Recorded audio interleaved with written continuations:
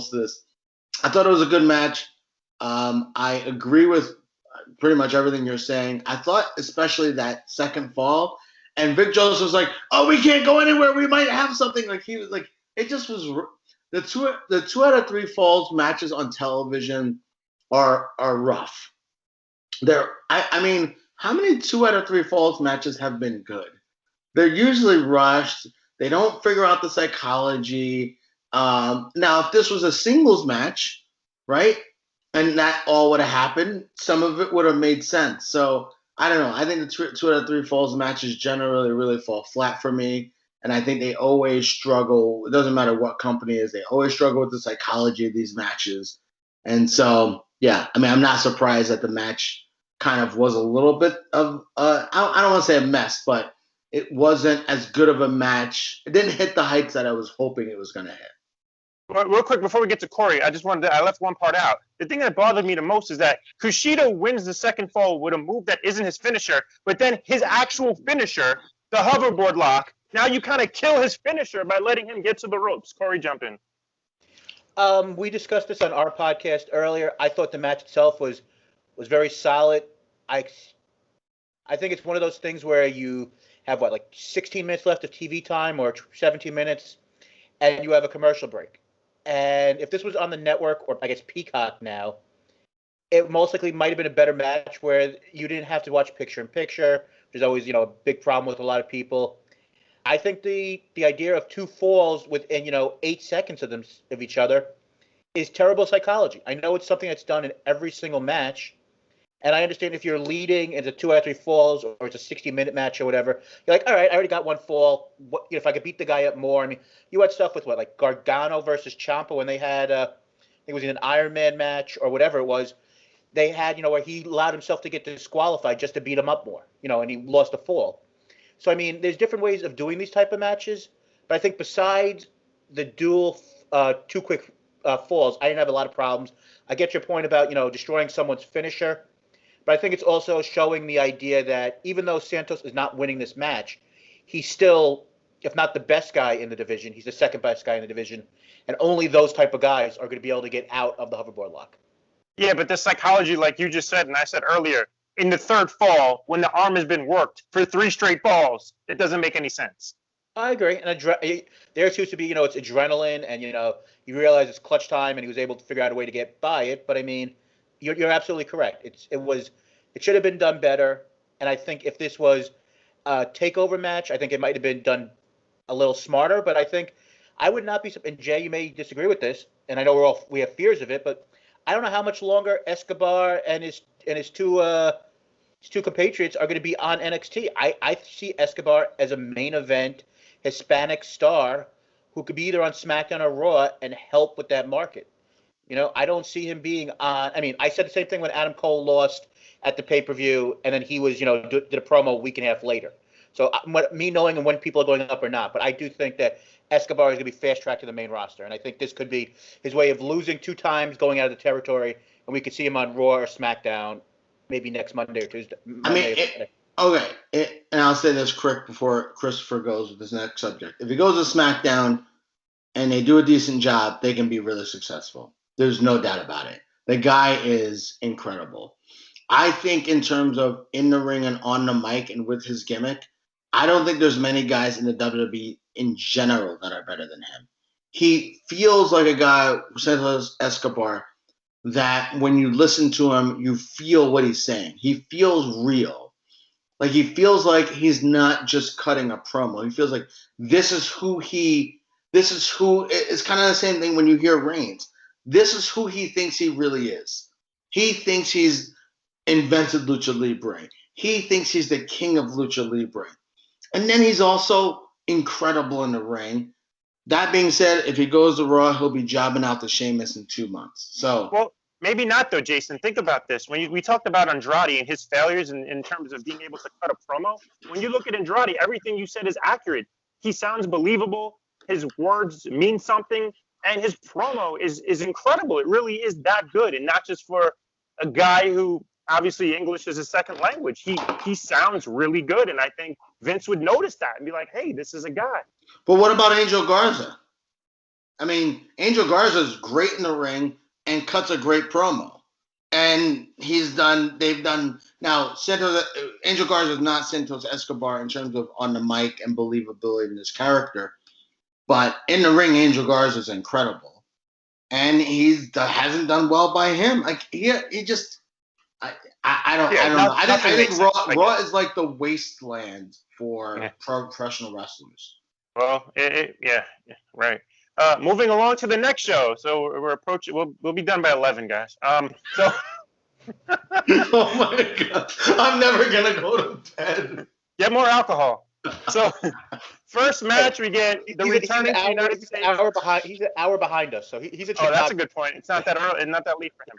So we get the returning to the United States, Yuji Nagata versus Jon Moxley. Now I believe it was you, Jason, who tweeted that you didn't like Moxley's change in music, the Wild Thing song. Yeah. I like it. I think it fits his character. It's apropos. You want to say a lot of these songs are dated, whatever. I mean, it's not a big deal. But it's a slow song. He comes out with fire. He comes out with fire and vigor, and he's ready to go. That's like a Wild Thing, and he comes out slow. That's a guy who's supposed to come out slow. He doesn't come out slow. He doesn't do anything slow. He does everything at 100%. You need 100% music for him to come out to. So give me an 80s rock song. What 80s rock song, whether it maybe even Metallica, what song would you give him? I don't know. I'm not great with song titles. I'll give some Metallica song. I don't know. I can't think of one, but something like that. But he doesn't need any songs. His song is perfect for him. His song fits him perfectly, his previous song. So, whatever. Well, real quick, before we get into the matches, let me just finish off what I was going to say. The match was solid. This was a perfect, like, New Japan style match. I loved it. It wasn't that long. It went well. And the last thing I'll say is that I thought about the crowd and how it's there. Finally, we're advancing now with more crowd. And I just think it would be great if one day the King, Minoru Suzuki, could show up to Jacksonville and we could hear everybody sing his song. I would love that. So, real quick, Corey, what did you think of the match? Wait, I'm supposed to be quick on something? No. I thought it was a really good, well-done match. I love the fact at the very beginning that they said that this is under New Japan rules. Right. About the 20 count and a lot of other things. I thought that was done well. I thought Nagata looked good. I hope it won't happen, but I really hope that Ren Narita does a little internship in AEW. That dude's going to be a star. Because he's really good on New Japan, strong every week. I thought that they gave Nagata a ton to go and say that, you know what, New Japan isn't just jobbing out once again to AEW, another AEW star. I thought that was the best thing they did with Moxley tonight compared to later on. Yeah, interesting. The one thing I'll say is, by the way, did you notice Excalibur got it wrong last week when he previewed this match and he said this is the first time the IWGP United States title will be defended in the United States? That was wrong. It was defended right in California. Right. So exactly. Moving along. So out comes Cody, excuse me. and of course he brought the neck tattoo, by the way, no surprise. He cuts this self-righteous, pretentious promo. By the way, what year is it? Are the British coming? Is Paul Revere going to tell us that the British are coming? So I just thought this was a weak way to build a match. You know, the whole stuff with him bringing his dad involved, that's okay, whatever. Of course, his wife having a biracial son, I can get on board with that. But overall, it's just like, and by the way, when you look at Cody, I know he's not, but when you see that neck tattoo, does he not look like a MAGA guy? I mean, come on. Wait, Chris Jericho's in the match? Wait, what are we talking about? God. One, it just isn't a good way to build a match. So let's start with the actual wrestling part. It's not a good way to build a match. This is not 1980. It's not the Desert Storm. It's not 1985. It's not. At this point, and I said this on the podcast at Work Shoot Pod, we're on Twitter, Instagram, all that stuff. At this point in wrestling, this isn't, you're a bad guy, I'm mad at you, and I'm a good guy. We're trying to build three-dimensional characters. because wrestling is about characters and about stories. And this anti-American thing is so fucking corny. It's so corny. His promo was well done because Cody is a tremendous talker. Yeah, he's talking about like the Civil Rights Act, and I mean, come on! They got the white guy with the Black Lives Matter shirt. They found one person, Yeah. and of course, I didn't think he had a mask on. It's like, come on! Like, what are we doing? I thought it was for a company that's trying to build characters as three-dimensional people as much as possible. I thought it was so corny, and it is what it is. They want to push this guy, but they couldn't have thought of a better way to push this story. But he's an EVP, so this is his brainchild. I'm inclined to believe this is what he thought of, and he's like, "Hey, Tony, let's do this." So this is the brilliance of Cody. Corey? I agree with my partner Jason on the fact that I thought it was a very well done promo. Is it in our current climate? Did it feel like it was the right decision to do? Absolutely not. My bigger problem is the idea that, and I said this on our show, that the only time that Anthony Ogogo apparently was anti-America was a one-line promo when he was a background player. And yes, he put the English flag over Cody last week or the week before. But I just don't think the way they built Anthony Ogogo as this super uber anti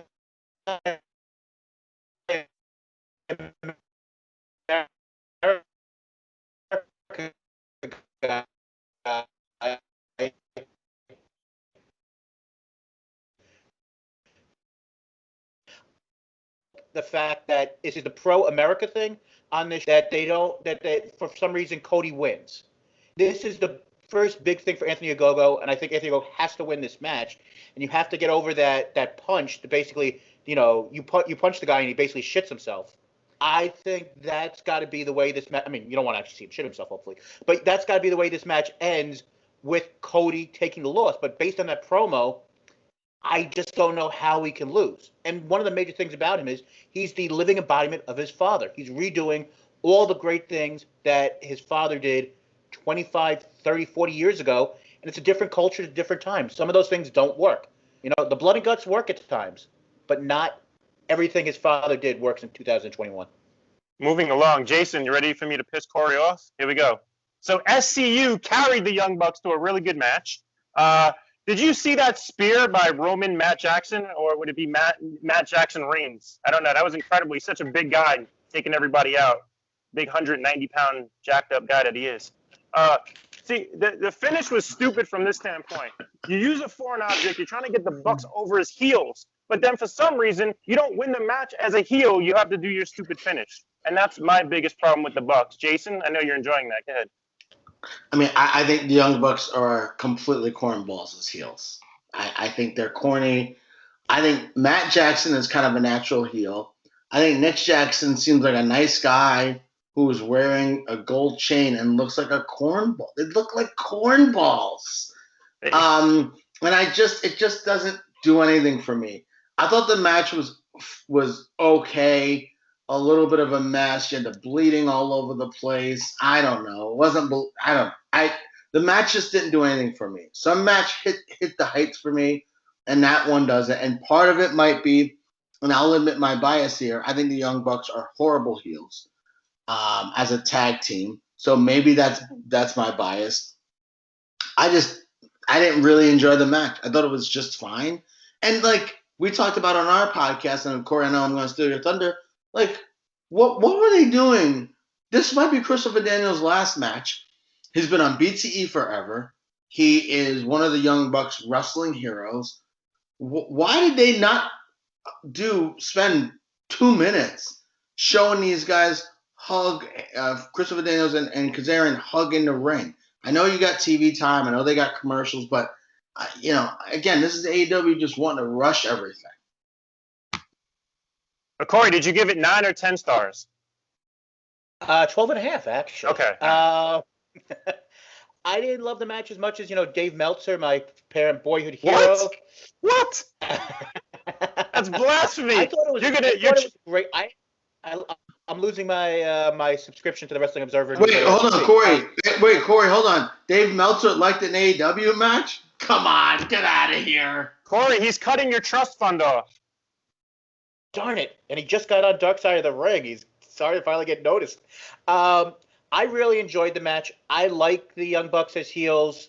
I think that I think it's still a work in progress, and I think it is hurt a little bit by the fact that you have the Good Brothers being so damn goofy when they're there, and it kind of maybe hurts a little bit. But my biggest problem in this whole entire thing is what Jay was saying. The way that the ending of this match was handled, on the idea that you go to John. Yes, I understand you're setting up a match for your pay-per-view, which you want people to buy.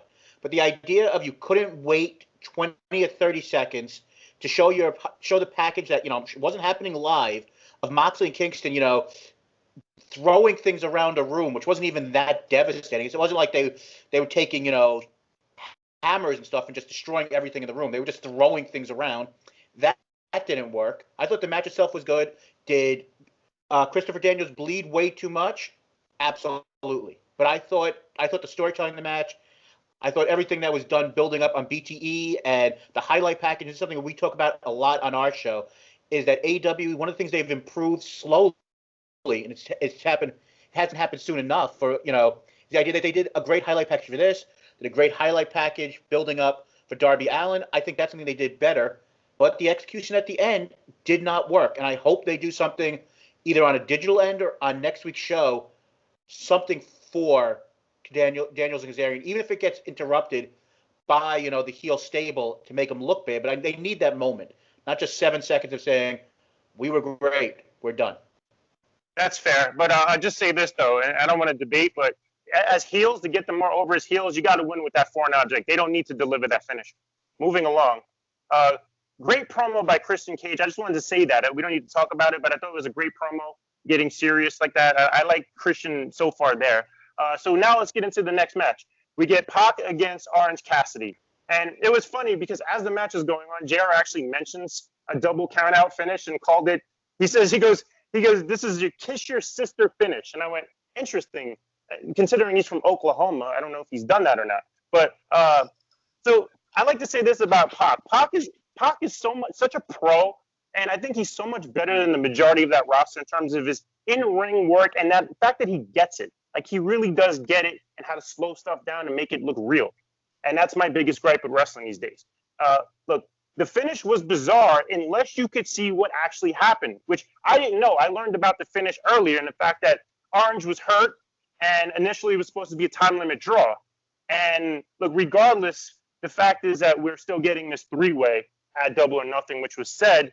And I honestly thought, I'll be honest, maybe I'm naive. For some reason, based on the promo last week at Blood and Guts, I thought Orange was actually going to go over. I didn't know they were going to make this a three-way. Corey, what do you think? I thought that the match started off well.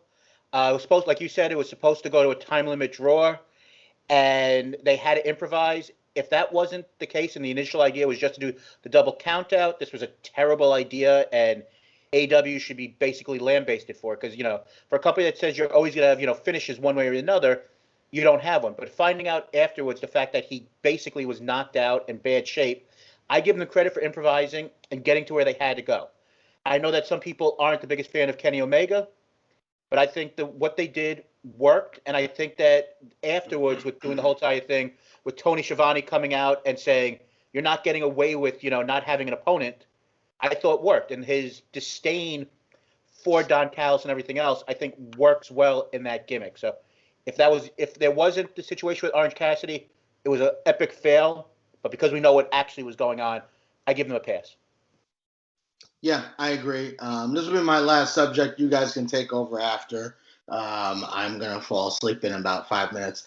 But I agree with you, Corey, for the most part. I think my only issue, and I'm interested, Christopher, to hear your thoughts, is, one, I agree with you about Christian. I think Christian has been a breath of fresh air in that company. A guy who can wrestle a match and have psychology. But we know they're building to Adam Page maybe at All Out or Christian maybe at All Out to take on Omega. We know that's what they're building toward. And so we got to have Orange Cassidy and Pac, and we got to have them. But Pac lost like a month and a half ago with the tag titles. We know he has no chance of freaking winning. Orange Cassidy, they've kind of been stop and start with him as well. It didn't make any sense. It seems too obvious that, hey, we need some guys to throw in there to lose to Omega. And I think that's my biggest problem with this whole kind of feud. It's like, Cassidy and Pac are the number one and number one contenders? Like, where'd that come from? Well, Orange Cassidy had about 10 wins on Dark and Elevation. I don't think we saw any of his wins on the main show, which is another problem with the ranking system. Exactly. So, like, I don't know. I could beat Corey 10 times in a row, and then I'm number one contender. If a forest falls in the trees, but no one's there to hear it, doesn't make a sound. So, I don't know. That's my biggest. Hey, Corey, that was pretty good. You said it backwards. If a tree falls in the forest, does it make a sound? Not as a forest fall of the trees. Oh, whatever. You listen. I'm a beer and a half in here, and I'm about to fall asleep. You know what I'm saying? Beer and a half. Oh, he drinks like 12% beers. I mean, he's not. He's. Yeah. This beer I'm drinking is like 9%. So the beer the other beer I had is 11%. So that's like 5 beers basically. The Sandman has nothing on you. No, he doesn't. He'd have 2 of my beers and be falling down. But no, anyway. So I just don't think they did a great job of hyping these guys up as potential world title contenders, and you feel like, they're just gonna lose to Omega. So I think that's my biggest problem with this whole thing. Obviously, you got to give him a mea culpa. Orange Cassidy got hurt. You got to do stuff on the fly. That's not a big deal. And I think Omega's been really fun as a heel. I think I've been really, really impressed with his mic work. I think the last couple of weeks have been a little bit of a struggle. Like Cassidy, I don't think that what he did last week was great. And this week was fine. He was just like kind of the delusional heel character that we've seen. But in general, I think he's really shown himself to be a very, very solid heel. He's kind of like a combination of the cleaner with what kind of American wrestling is with having to cut a promo. So I think he's been great. Well, I think the way they sell it is the fact that Pac has already beaten Omega, so at least he has at least 1 win, if not 2. Did he have 2 wins over Omega early on? He beat Omega once. He beat Cassidy at Rebellion, so he's beat both guys. So yeah. Right. So you can sell this match with Pac being credible. There's no doubt about it. Will he win? Likely not. That's fair. But with that said, yes. I've got to go. Thank you, Christopher, for having me on. Corey, please do a good job on the rest of the show. Represent Work Shoot Podcast very well. For anyone interested, again, we are Work Shoot Wrestling Podcast. We have a Facebook page. We're on iTunes, Stitcher, and Spotify. Wherever you get your podcasts, we are on Twitter at WorkShootPod, and we are also on Instagram at WorkShootPod. You guys have a good night. Christopher, thank you so much for having me on. Yeah, anytime, and go get that back checked out. Bye, guys. Take care. All right, Corey, moving along. Well, I don't really want to touch on it much. I just wanted to say I saw how the Bucks came out and they challenged Moxley and Kingston. But first, we're going to see them against the Blondes, so that should be interesting. I mean, obviously, the Blondes are going to get more of a push going forward, but obviously, they're going to lose this match. Still, just get them in that spotlight, if you will. But next up, we get – look, I like this Page promo. I know we just talked about Page in terms of the future there. The fact that he called out Cage and said, you're better than that. You don't need Team Taz. Challenge me one-on-one without anybody else. That was a really strong promo by Page. What do you think? I agree, but I'm actually surprised you didn't pick up on something that I thought they would have done. I know that the title doesn't mean anything, but Cage has the FTW title. How is that not on the line in this match? No, I talked about that on my last show in terms of the first match. I made a point that they, with Taz being a part of this, and maybe they could still do this, that it would be apropos if you go back to ECW 94 when Shane Douglas won the NWA title and he threw it down. He proclaimed it the Extreme Championship Wrestling. Well, I don't know if he called it then, but I think if Page won and won the FTW title, it would be great in front of Taz to throw the title down and just dismiss it and say the only real title I want is yours, Kenny Omega, something like that. I mean, that could be interesting. I mean, I'm going to give a moment because I know that you love him as much as I do. John Silver is a star. His little moving on. Thank you. Yeah, we don't have enough time. Trust me, I don't want to do 2 hours here, so John Silver's going to get cut from this, okay? Just like Matt Damon on the Jimmy Kimmel Show. We don't have any time for John Silver. Okay, moving along. Great promo by MJF. Looked like a star. How about this, by the way? Women was a heel group, unlike a bunch of men in a limo, one without pants on, by the way, which was known. And look, I like the fact that this rematch, okay, whatever. I mean, obviously they're not going to do another Blood and Guts. We later learned what it's going to be. Here is my problem with this segment, and I talked about this on my YouTube hit. Jericho supposedly fell onto a steel ramp, and yet he only sustained, a dislocated elbow? How does he not have hemorrhaging from the head? How is he not concussed? He should not have been on this show to sell that injury. That bothered me more than anything. Real quick, let me just say some more things. Then they paid tribute to Stone Cold Steve Austin. Instead of using milk, they used bubbly. And now we learn that we're going to get the Stadium Stampede match, which is apropos. I mean, it makes sense. But also, not to mention that, also the Stampede Stadium match had the crash pad, just like Blood and Guts. So maybe we'll get the crash pad one more time. And now the stipulation is if the inner circle loses, they're going to break up. So what did you think about all that? I thought the segment as a whole, I thought it was a good segment.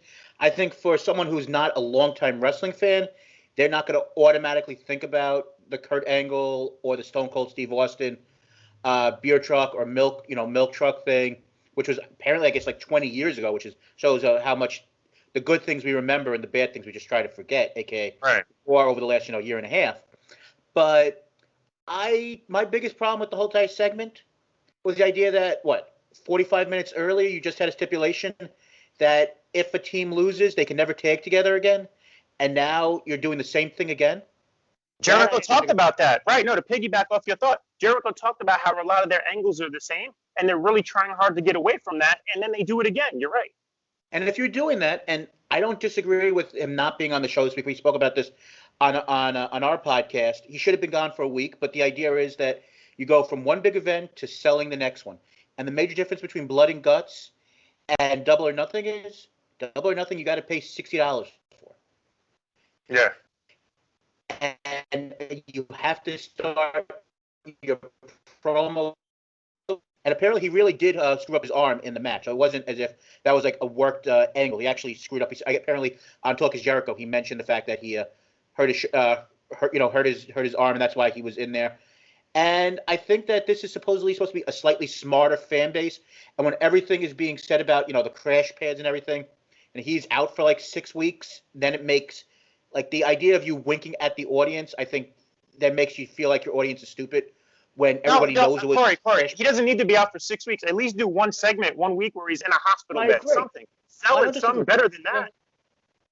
I agree, but he is the quote-unquote demo god, and they feel that him, Moxley, have to be on every show, to go and be the stars of that brand. And yeah, but I agree with you. He could have still made the segment by being in a hospital. Like, he could have been telling that he's going to get revenge from the hospital bed. You got to sell better than that. You agree with me, but it's what they do. Right?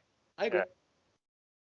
Okay, moving along. Great promo leading into this TNT title match by Darby. I love the passion in this promo. Darby delivered it. He's believable. I mean, of course, coming in, you have the built-in storyline with the injury, him being thrown down the stairs by Ethan Page and Scorpio Sky. So you kind of knew going in, there's a good chance we're going to get a title change here just off of that alone. Miro attacks. The bell yet to ring, of course. That always happens. You get the jump start. I enjoyed this, by the way. The crowd is chanting for Darby, right? And then at this moment, Miro does a bolo. He did bolo. If you know the movie Bloodsport, I know you're having the same thought because I'm sure you said it on your show, but I was like, holy cow, he's doing bolo. And that was pretty awesome. The match went down the way it did. There was some interference here and there, but I knew this would happen. I knew they would put it on Miro, and they did. What were your thoughts on that? Again, talk about bolo. Jean-Claude Van Damme, yes. I really enjoyed this. I do think, though, this was most likely supposed to be a lot shorter than it was. No. Because at some point, you got to make up the time. That 6 minutes that was supposed to go to the number one contenders match, I'm thinking it was added. Because, I mean, going into this match, especially after what happened last week, as much as I love Darby, and I think Darby has shown as a ratings draw over the last, 5 or 6 weeks, especially facing a guy like 10, who is just another body out there, that it's going to be interesting to see what they do long term with him. But I thought that it was going to be, basically Brock versus John Cena when Brock came back, and he basically suplexed him, 20 times, and the match was going to be over. I thought this was going to be like, a 4 or 5 minute squash, kind of a little bit like when Cody lost the title the first time to the late Brody Lee, rest in peace. But I think that, time was added to this match, and I think they did a good job. I thought that spot on the outside when he went for the coffin drop and he just basically bounced off him, I thought that was a great spot on the outside. I think Miro's a great guy to build as your TNT champion. Who I kind of feel bad for? I kind of feel bad for Ethan Page. I felt either Ethan Page or Scorpius Sky going to beat him. Either one of them doing it. And, hey, can't feel that bad. They're going to have one hell of a high-profile match when Sting's involved. Well, yeah, I mean, it's too early for them being there, and they're going to have their time. Both of them will have, if not Ethan Page will have his time for sure, because he's a younger guy. But to piggyback off your thought with Darby Allin, he's the one guy in terms of selling where he's very good at selling, but he's also believable in terms of taking a beating despite being smaller based on his real life career as a skateboarder and the crazy stuff he does. So when we talk about guys taking a beating and eventually having these crazy Cena-like comebacks, Darby's the guy that you can believe doing it. One thing that me and Jay spoke about at the end of our show, and I'd love to get your thoughts on it. And I know that one of the major problems with AEW, nothing ever has a chance to breathe. We spoke about that earlier with the tag team, loss. But do you have to go basically, 45 seconds afterwards, you got to bring out Lance Archer? You could have not had that happen next week to set up the Double or Nothing match or whenever they face each other. I mean, on paper, that should be one hell of just, two brick shithouses just killing the living crap out of each other for like 8 to 12 minutes at the pay-per-view, which would be awesome. But Miro kind of lost his moment by having Lance Archer coming out, and the last thing you hear is Lance Archer's music. Well, let's be fair, though. The heel is not really meant to get a moment as much as the baby face is. No, is that right. fair to say? Yeah, but sometimes closing the show is the right way is with Miro, a guy who people didn't understand why you didn't push him right away. Coming from the WWE, everybody thought, this was Miro's best match since John Cena at WrestleMania, 31 or whatever it was. I mean, it's been a long time since Miro actually had the spotlight and looked like the monster that he could be. Yeah, I mean, well done, and we'll see what they do going forward. I have reason to believe that title, because if you think about the history of it and how long people have held it for, I mean, not so much Brody Lee, but with Cody and now Darby, I think the belt, and there's nothing wrong with this if it happens, by the way, it could turn into a bit of a hot potato for a little bit, which is okay. Yeah, and I guess the last thing I would say on this quickly is, I don't know if you had a chance to see it, is like 52-second video where Darby, after the show, he got on the mic and he was like, this is the only title that I care about, and this is the title that I want to win back.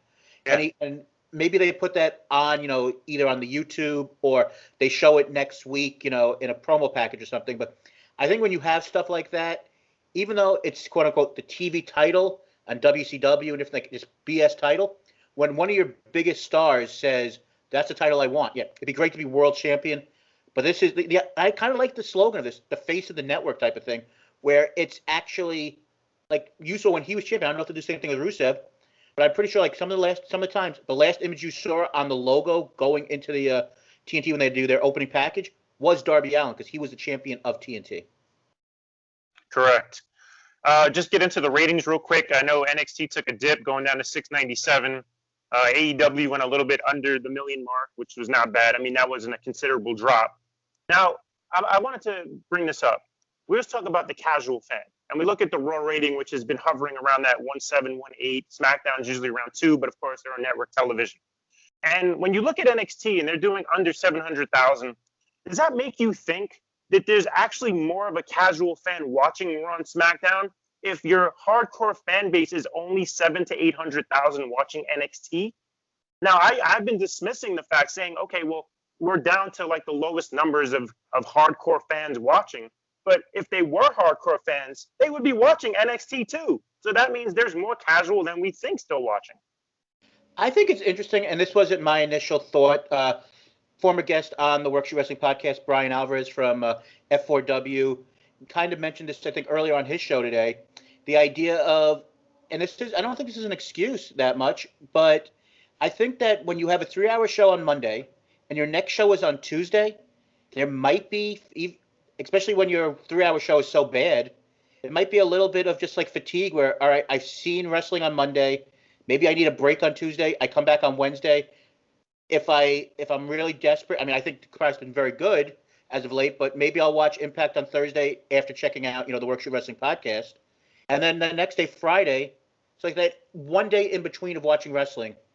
Maybe there's an idea right now that because Raw is so bad, they're getting hurt by being on the next day. But I don't know. I mean, on the net, when they were a 1-hour show on the network, NXT, I believe the numbers were around that 700,000 people every week watching that show. So, I mean, I don't know if this is what it's going to be.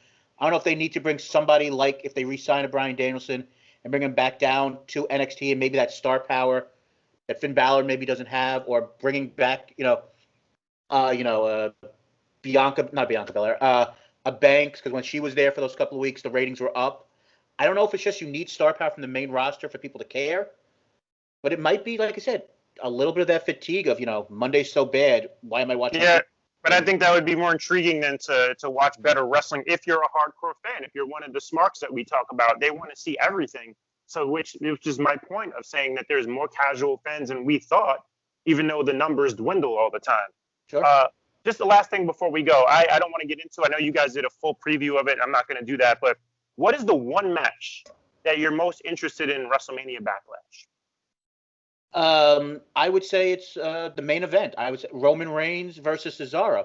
I mean, I know, just like we were talking about the 3-way at AEW, we know that there is a minus 1% chance that Cesaro wins, but this Cesaro is such a great worker. Roman is a great character. The stuff they did on Friday with Jimmy Uso, there is ideas of things that could happen in that match, and you still have Seth Rollins. So, I mean, I think Roman is such a dynamic character right now with his promos, and Cesaro with the idea of finally getting that push, it's interesting. Everything else in that card, I think, is very skippable.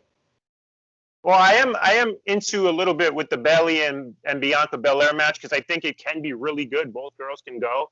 And I'm aside from the main event, that would be my next favorite match to actually care about. Yeah, but there's no build. But there's been, I know that you don't watch main roster as much as me and Jay, unfortunately, do. I mean, Jay's given up on Raw. He still watches SmackDown because there's good stuff with Roman Reigns. But the build for Bayley and Bianca Belair has basically no build. And as good as both of them are, why should I care about a match if they don't care about the match? Well, there was a decent exchange on SmackDown that I did see, the in-ring stuff. I mean, it was okay. Listen, it's WWE. But my point is, as a wrestling fan, I want to see these girls work. So I don't need the great build all the time. It is what it is. So with that said, I wanted to thank you for joining me. Of course, Jason Brooks already gone, but he was a lot of fun too. Go ahead and give your plugs for the 1,000th time of the show. Go ahead. Of course, you can check us out anywhere you listen to the podcast, the Workshoot Wrestling Podcast. We're on Instagram and Twitter at Workshoot Pod. Also, secondary, all the other podcasts I'm on is You Don't Know Jackie, a comedy podcast, which nowhere as funny as Christopher Morin is on his intros and all the great things he does with his imitations, the greatest form of flattery of, Dopey Cuomo and Schmucky Trump, which, make you laugh every week. But we try our best. You Don't Know Jackie with Jackie Rachel, Jackie Andy, Jackie Brandon, and myself, because, I have pride. I don't consider myself a Jackie. But definitely check out both shows. We work really hard on both of them, and I do appreciate you having me on. Yeah, no doubt. And everybody, thank you for joining us. Of course, don't forget to check me out, Mortons_Law, and Morton's Law Podcast on all major platforms, and of course here on YouTube also. Thank you, everybody. Take care, and God bless gay sex. All right, so tell me, you can stop the recording.